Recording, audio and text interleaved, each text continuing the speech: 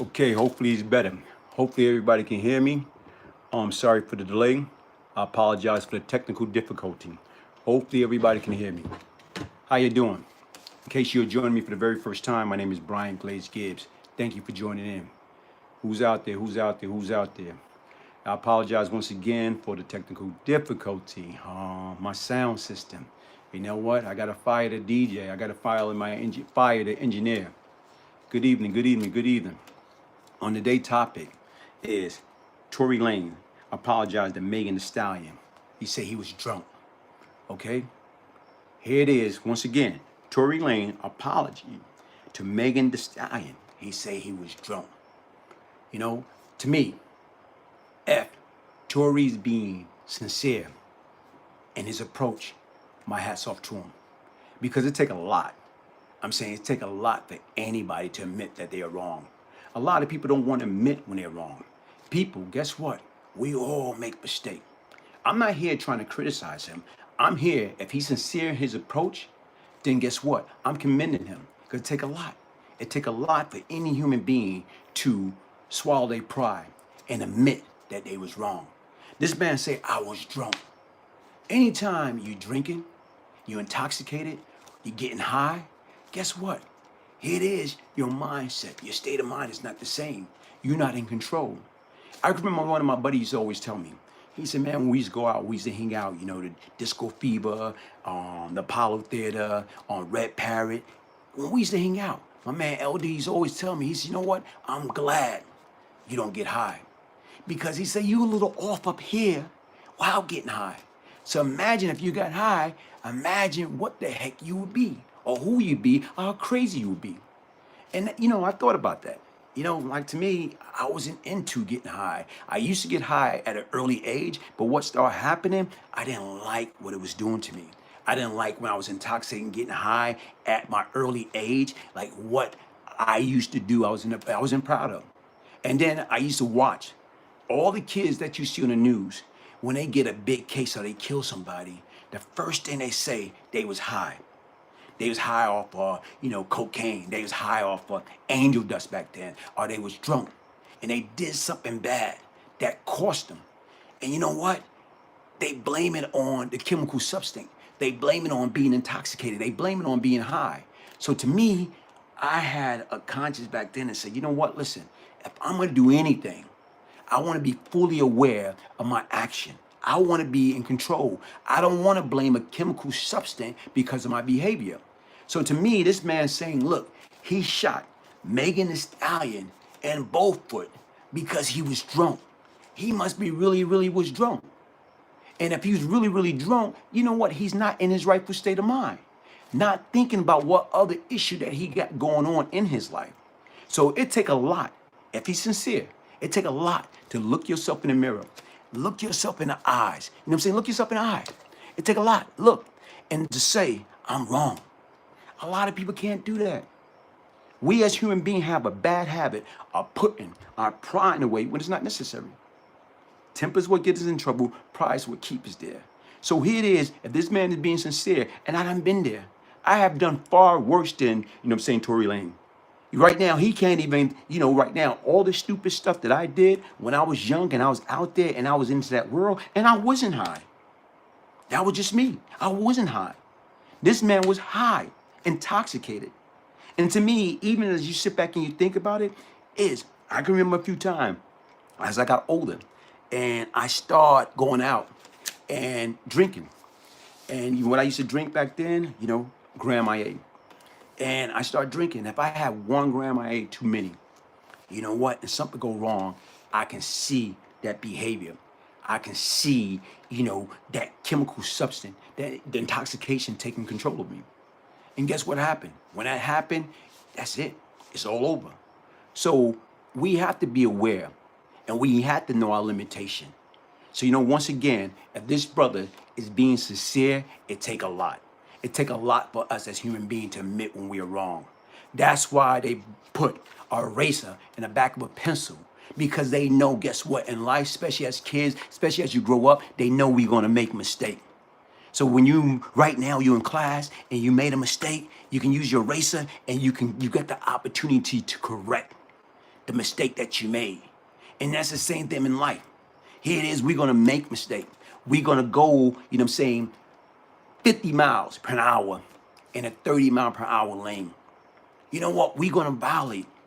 We're gonna do things that is wrong. But it's up to us to hold ourselves accountable and go back to the basic principle and admit that we are wrong. And there's nothing wrong with that. So once again, if this brother is sincere and he mean it from the bottom of his heart, guess what? You know, it's still up to Megan, because once again, we expect her to forgive him, but she the one got shot in her left and her right foot. So that's hard. It's hard when you dishing it out opposed to receiving it. When you're receiving it, it's a whole totally different story. And, you know, I'm facing that situation right now, you know, being a father, you know, trying to raise my kids to the best of my ability.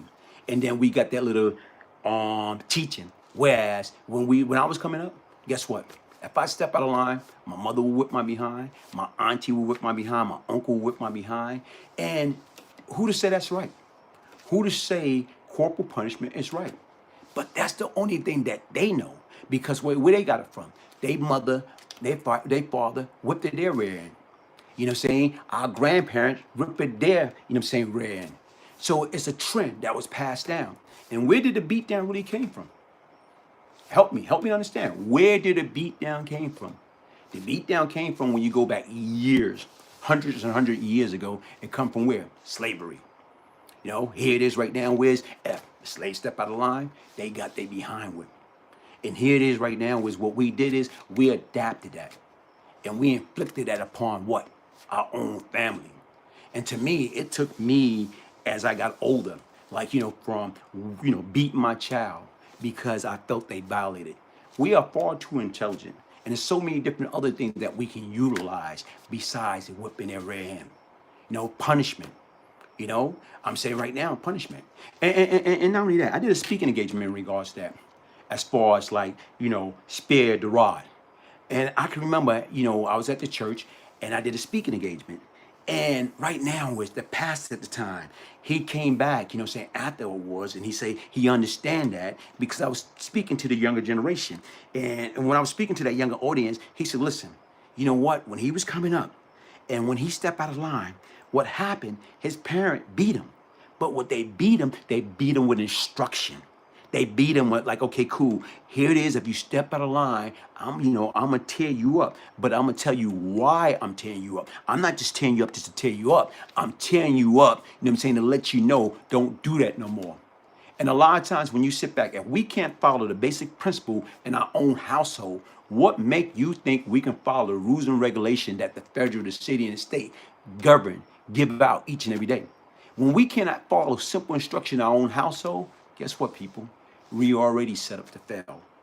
We already set up to fail. And like I said right now, is guess what? By me, saying inflicting pain, whipping my kids. You know what? Here it is even now, years later. You know, it's still like a mental effect. It's still an emotional effect. And it's still bothering them. And you know what? Like I say, it causing a strain on my relationship now with my kids that I'm still seeking to fix. Because once again, you can apologize. You know, I done break down and cry to my son and my daughter because I was wrong. Because my son brought up an incident that something happened when he was 14. And he brought up an incident.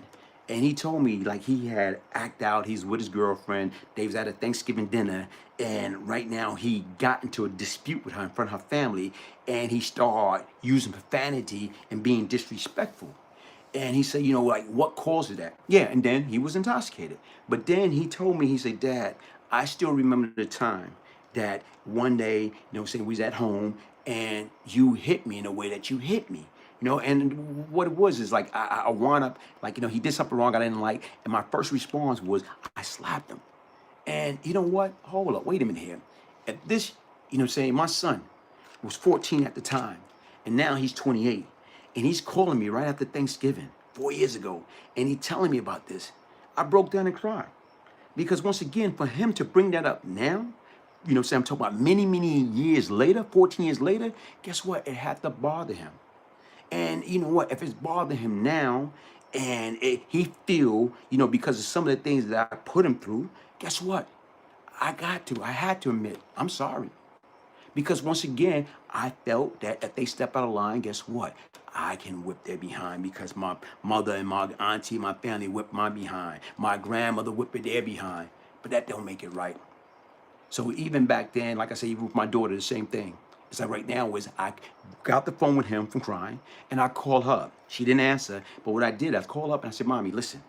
I said, here it is right now is I apologize for any pain and suffering that I inflicted upon you based on when I used to apply that corporate, punishment, whipping your kids behind when they step out of line.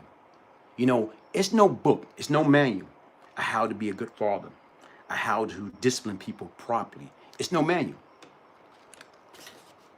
My brother, what's up, man? Thank you, sir. Hey, how you doing today? You finished the garden? All right, man. It's no manual how to be a good parent, how to be a good father, how to be a good mother. It's no manual. But yet, in still regards to what we have to do is we have to be better. We have to be willing to listen.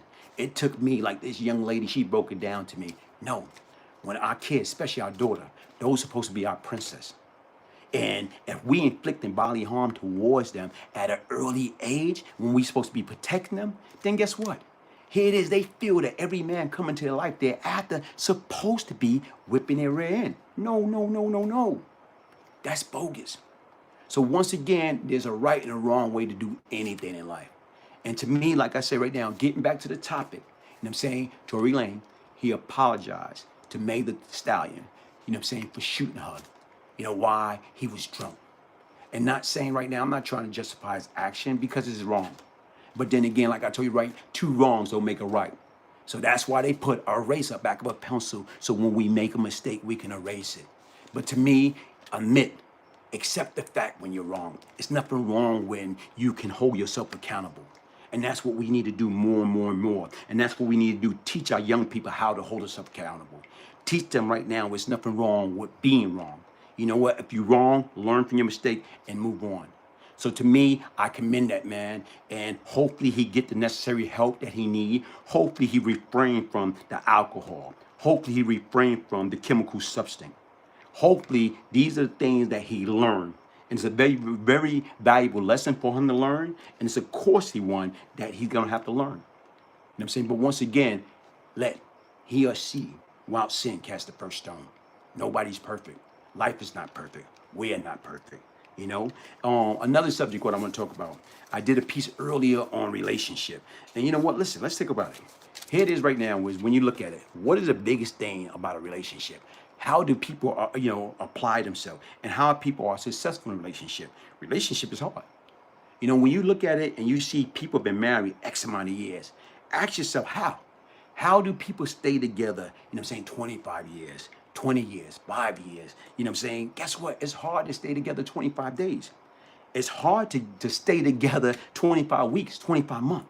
But when you watch people and you see certain people been together for years, what do they do to apply?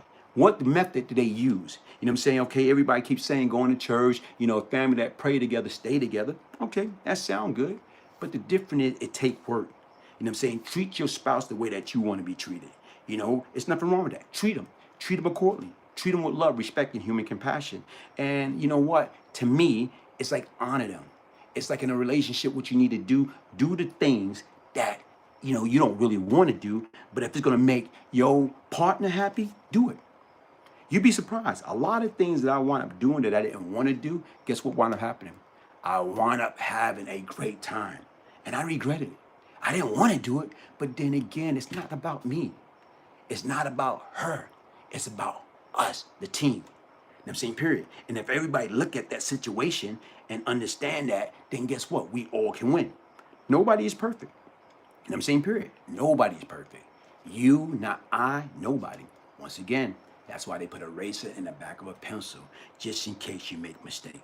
One of the things when you sit back and you look at it, look at the Dr. Dre situation. Dr. Dre and his wife, guess what? They filed for the divorce. This man is worth $1 billion. And something that she's saying, everybody's perception of Dre, right now is used to being in control. Dre used to being in power. And when you got power, you think you're above the law. And I listened to that piece and I thought about that piece. And it's, right now she's right. Because once again, when I was out there and I was making $40,000 a day, you know what? I thought I was all that. You know what I'm saying? I thought nobody could tell me anything. I did what I want to do, when I want to do it, how I want to do it. And right now, here it is. How can I respect the law? How can I be governed by the law? Like I said right now, rules and regulation from the state, from the city, from the federal government, when I couldn't pay and respect the own law in my own household. And once again, we already set up to fail. And so when I listened to that piece and what she had to say about her husband being in power, guess what? That's different. Because right now I was just making a bootleg $40,000 a day. This man is worth $1 billion. So as he grow, guess what? His ego, his power, he became even more power trip. And you know what? Like I say right now, is who to blame for that? You know what I'm saying? Who to blame that? Look at that. I'm saying period. Look at this right here. What do we say? Yeah, let me see if I can get that in the light. Can y'all see that? Hopefully. I see my light is there. I'm saying that's huge. Dr. Dre divorce. Nico make the man. Sit your spoiled ass for a grilling. But right now she asking for $2 million a month. Man, $2 million a month. Normally that's, for normal people, $2 million a month. Shit, if you got that in a settlement, that's excellent. But $2 million a month. So to me, even with that being said, it's the saying goes, it's cheaper to, it's cheaper to keep her. But what can they have done differently? Like you sit back and think about, here it is, they've been together, what, 20 years or more? What could they have done to keep that fire burning? What could they have done from getting into a messy situation? Now they go into divorce court. Now they fighting over prenup. Sit back and think about, why do relationships work? How do it work? When you look at it and you look at some of the famous couple that's out there or whatever, what come to mind is this. How many famous couple that's out there that been together forever? To me, how many couple that's out there that been together forever? Here it is right now. Look at this. Can y'all see that? That's Oprah and Stedman. I'm saying they've been together 30 years. They didn't get married, but guess what? They've been together 30 years. How did that work? How are these folks able to be together 30 years? To me, how? Sit back and think about it. Shit. The bottom line is right now is, guess what? Shit. If Oprah want me, hey, hi, Oprah. Here I am. You know what I'm saying? I hear you calling. Here I come, Oprah. So I'm just saying, that's just a joke. But when you sit back and you think about it, you look at it. How is Oprah and, Stedman able to make it for 30 years? That's a difference. They didn't get married, but guess what? They've been together that long. What they do or what did they did to make it work? Period. Like, what is it? How did they make it work? So what type of advice we can get from them to make our relationship long term? Here it is. Everybody too old to get a booty call. Who the hell want a booty call, man? The older you get, you want real life companionship. Heck, another successful couple.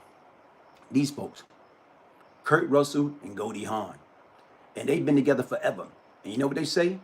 Guess what? Why should they get married? If they don't, if they in a relationship, if it's not broken, why fix it? The bottom line, they feel by getting married or jumping the broom, it changed things. Everything happened. Everything changed. That's fake. They ain't together.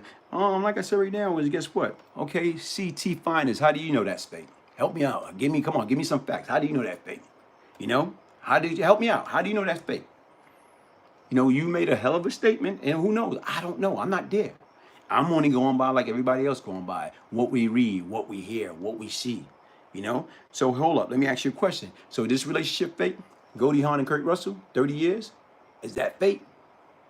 How in the hell they able to make it? Let me say. You say, you took the message back? No, don't take it back, man. Like I said, that's how you feel. We all entitled to our opinion. It's nothing wrong with that. Like I tell you right now, that's why we have opinion. Everybody have one. So right now, if you feel a relationship is fake, it probably is. I don't know. Only thing I'm going by what I heard, what I'm reading, what I'm seeing. Every time you look around, anytime there's an event, they always together. So who knows? But just like I said right now, is once again, with Kurt Russell and Goldie Hawn. They've been together right now over 30 years. And right now, they never got married. And people say it's working. What are they doing right? What are they doing wrong? What can they do to share with us, you know what I'm saying, regular human beings that's out there that want to be in a successful relationship? You know, what do you need to do? You know, and to me, like right now, is guess what? It's all about respect. It's all about trust. It's all about understanding. And the most important about it, it's all about listening. Listen to your problem. Listen to your spouse. Listen to your husband. Listen to your wife. Listen to your boyfriend, your girlfriend. Listen to them if you want a successful relationship. But besides having a successful relationship or whatever, understanding. I read a book a while ago called The Five Love Language. And understanding your partner love language. Do they like to be touched? Okay? Do they like to walk in the park, or if you're out in public, they like for you to hold their hand? You know, it's like there's a lot of different things or whatever. Do they like to, you know, right now when you passionately give them a kiss? I'm saying, do they like, you know, good book? Oh, The Five Love Language. Yes, thank you. Mama G. Bronx. Thank you. They live in different states, different houses. Yeah, listen, but listen, if that's what worked, that's what worked. Sometimes right now, absent. By being absent from a person or away from a person, it brings about fondness. So right now, like something that my grandmother used to say when we used to come down as kids. You know, every summer we used to go down to my grandmother's house. We used to live. Like my mother and her sister, they used to pack us up, put us in a little van or whatever, and get our station wagon and send us all down. Me, my brother and sister, my first cousin, sent us all down to South Carolina. And you know what? My grandmother and my aunt down there at the time, they used to take us walking with open arms. Like, come on. But I bet you when that summer was over with, they was happy two times. They was happy when we come, and they was like right now happy when we go.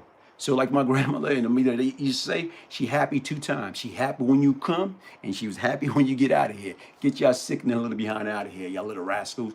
But that's the difference, guys. Always remember, in relationship, whatever you put into it, that's what you're gonna get out of it, man. You know, like I say, don't be like Dr. Dre. You know what I'm saying? Right now, he got his spouse. She want $2 million. Wow, $2 million a month. You know, shit. Where you gonna get that from? But guess what? He's a billionaire. You know? Oh, respect them, guys. Listen to them. Honor them. Love them. Love them while they can. Like I told you right now is guess what? Anything worth having, relationship, life, anything is worth fighting for. Especially right now, your kids. You know what I'm saying? Like, to me, I'm striving right now to work on having a better relationship with my kids. You know, and that's why I say when I sit back and I think about Tory Lanez when he say that, you know, he apologized. I done been in that predicament from my life, my whole life story. I did a lot of things that I regret, a lot, and I'm still paying it. I'm still paying for it. You know, from the age of 14 to 24, I did a lot of horrible things that I am not proud of. And right now, each and every day, I ask for forgiveness, you know, daily. I done send out messages to the victim and their family, asking for forgiveness. And to me, like I say, let he or she who not sin cast the first stone. You know, this is my story. Check me out. In order to order your signed copy, this is it right here. Beyond Lucky, the Glaze Gibbs story. Okay? True story of change and redemption. To order your signed copy, email me, Brian, BRIAN, GIBBS 1201 at yahoo.com. There's nothing in this book is candy coated. Only thing right now in this book is, guess what? I talk about the good, I talk about the bad, I talk about, you know what I'm saying, the ugly. I talk about everything. Why? Because I want people to understand. You know what? Being in that street life, getting caught up in that nonsense, guess what? It's overrated. I wish I had the chance to do it all over again. I wish it was somebody like a Glaze Gibbs, you know what I'm saying, out there back then. And they had the Scare Straight program. And you know what? Don't get me wrong. We had people that was out there, but nobody was listening. We didn't have social media back then. What we had, you lucky if you had a TV. And most likely that TV was black and white. And you only had a few channels. Yeah. You know what I'm saying? You lucky to have, you know what I'm saying, just a few channels. And you lucky right now with that few channel that you got to watch what you want. But like I told you, I'm not here to judge. And like I told you, as I start off this conversation, as far as Tory Lanez apologizing to you know what I'm saying, Megan Thee Stallion, guess what? You know, here it is he sincere? Was he true about it? Or was he just trying to protect as far as his endorsement and his record deal and get people to buy his music? You know, see, I don't know. But if he's sincere, if he's truly, saying regret his past transgression, then guess what? That's on him. Only person know that is him and his God. That's the only person know that. You know. Once again, like I say, thank you for joining me. Subscribe, hit that like button.